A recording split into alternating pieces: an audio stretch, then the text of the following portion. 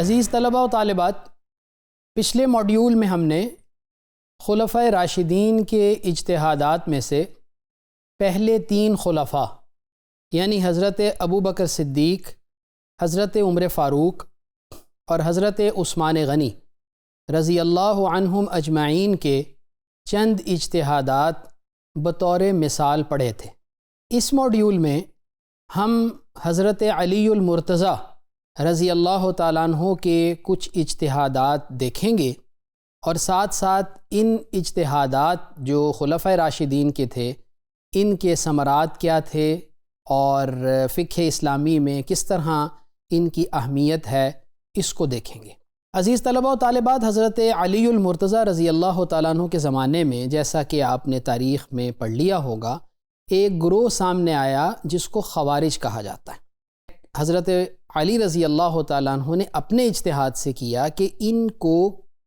کیا سمجھا جائے، تو حضرت علی المرتضیٰ رضی اللہ تعالیٰ عنہ نے انہیں کافر قرار نہیں دیا بلکہ ان کو باغی قرار دیا۔ ان کو مسجدوں میں آنے سے نہیں روکا، ان کو بیت المال سے جو محروم نہیں کیا گیا، نہ روکا گیا ان کو، اور ساتھ ساتھ ان کے بارے میں یہ طے کیا گیا کہ جب تک یہ خود قتال نہیں کریں گے ہم بھی ان کے ساتھ قتال نہیں کریں گے۔ تو خوارج کے بارے میں یہ رائے حضرت علی المرتضیٰ رضی اللہ تعالیٰ عنہ کا ایک بہت عظیم اجتہاد تھا۔ پھر حضرت علی المرتضیٰ رضی اللہ تعالیٰ عنہ نے ایک اور اجتہاد فرمایا کہ اگر کوئی شخص کسی کو قتل کر دیتا ہے تو یہ جو قاتل ہے اس کو مقتول کی وراثت نہیں ملے گی، کیونکہ عین ممکن ہے اس نے اس کو جو قتل کیا ہو وہ وراثت لینے ہی کے لیے قتل کیا ہو۔ پھر حضرت علی المرتضیٰ رضی اللہ تعالیٰ عنہ کا جو ایک اور اجتہاد تھا وہ یہ تھا کہ آپ بیت المال میں جو مال آتا تھا وہ مساوی طور پر تقسیم کر دیا کرتے تھے۔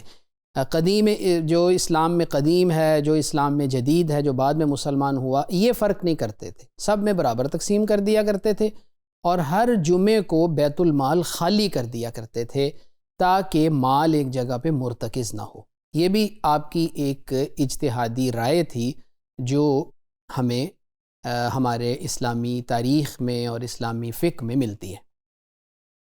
پھر حضرت علی رضی اللہ تعالیٰ عنہ نے عدالتوں میں باقاعدہ قاضی مقرر کیے اور یہ جو عدالتی نظام ہے اس کو مضبوط بنیادوں پر قائم کیا۔ پھر اس کے ساتھ ساتھ جو ذمیوں کے حقوق کا تحفظ ہے وہ حضرت علی المرتضیٰ رضی اللہ تعالیٰ عنہ نے خاص طور پر کیا، اور یہ بھی ایک طرح سے آپ کے اجتہادات میں شامل ہوتا ہے۔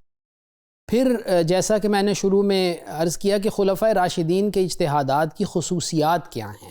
تو ان میں سے ایک خصوصیت جو ہمارے سامنے آتی ہے وہ یہ کہ وہ قرآن و سنت کی روشنی میں اجتہاد کرتے تھے، اور سب سے پہلے جس چیز کو اجتہاد میں بنیاد بناتے تھے وہ قرآن و سنت تھے۔ پھر اس کے ساتھ حالات کے مطابق عملی فیصلے کرتے تھے، یعنی جس طرح کے حالات ہوتے تھے اس کے مطابق عملی فیصلے کیا کرتے تھے۔ عزیز طلباء و طالبات، یہاں یہ چیز بہت اہمیت کی حامل ہے ہمارے سمجھنے کے لیے کہ ایک مجتہد جب وہ خود کسی بھی ریاست کا سربراہ ہوتا ہے، یعنی انتظامی صلاحیتوں کے ساتھ ساتھ جب اس میں اجتہاد کی اہلیت پائی جاتی ہے تو یقیناً اس کے جو فیصلے ہیں وہ بہت دور رس ہوتے ہیں، اور ان فیصلوں کو بعد میں آنے والوں کے ہاں بہت اہمیت ملتی ہے۔ تو ظاہری بات ہے کہ خلفائے راشدین اعلیٰ پائے کے مجتہد بھی تھے اور پھر اعلیٰ پائے کے منتظم بھی تھے، اور وہ سربراہ ریاست بھی تھے۔ اس لحاظ سے ان کے جو یہ اجتہادات ہیں یہ فقہ اسلامی میں بہت اہمیت کے حامل ہیں، اور انہوں نے ان فیصلوں میں جو قرآن و سنت ہے اس کو بنیاد بنایا اور حالات کے مطابق عملی فیصلے کیے ہیں، اور جو امت کی اجتماعی بھلائی ہے اس کو سامنے رکھا ہے۔ خلفائے راشدین کے ان فیصلوں کے بعد میں آنے والے ادوار پر جو اثرات پڑے تو ظاہری بات ہے فقہ اسلامی کی ایک بنیاد مستحکم ہو گئی بعد کے ادوار میں، کہ قرآن ہے، قرآن کے بعد سنت ہے، سنت کے بعد اجماع صحابہ ہے، اور اجماع صحابہ کے بعد صحابہ کرام رضوان اللہ علیہ مجمعین کے اجتہادات ہیں۔ بعد میں آنے والے ادوار میں یہ ترتیب قائم رہی، اس میں مزید تو اضافہ ہوتا گیا آئندہ کچھ ماخذ کا، لیکن یہ ماخذ اساسی حیثیت کے ساتھ تسلیم کر لیے گئے۔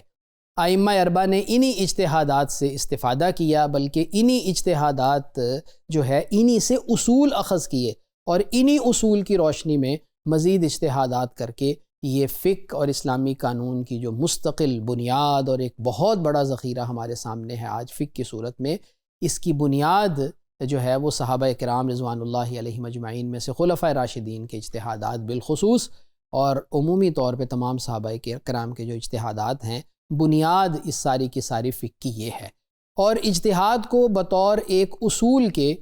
جو تسلیم کر لیا گیا، تو وہ بھی صحابہ کرام رضوان اللہ علیہ مجمعین اور بالخصوص خلفائے راشدین کے جو اجتہادات ہیں اسی کی وجہ سے تھا۔ تو عزیز طلبہ و طالبات، خلفائے راشدین کے اجتہادات میں سے حضرت علی رضی اللہ تعالیٰ عنہ کے جو اجتہادات ہیں، ہم نے اس موڈیول میں وہ دیکھے۔ ہم نے دیکھا کہ آپ کا یہ فیصلہ بہت بڑا اجتہاد تھا کہ خوارج کو صرف باغی قرار دیا جائے، اور جب تک یہ قتال نہ کریں، ان کے ساتھ قتال اور لڑائی نہ کی جائے۔ پھر حضرت علی رضی اللہ تعالیٰ عنہ کا یہ فیصلہ کہ قاتل کو مقتول کی جو میراث ہے وہ نہیں ملے گی، یہ بھی آپ کا ایک اعلیٰ فیصلہ تھا۔ اور پھر یہ کہ آپ بیت المال کو ہر جمعے کو خالی کر دیا کرتے تھے اور تقسیم میں سب کو برابر رکھا کرتے تھے۔ اور پھر ہم نے یہ بھی دیکھ لیا خلفائے راشدین کے دور میں فقہ کی جو بنیاد پڑی،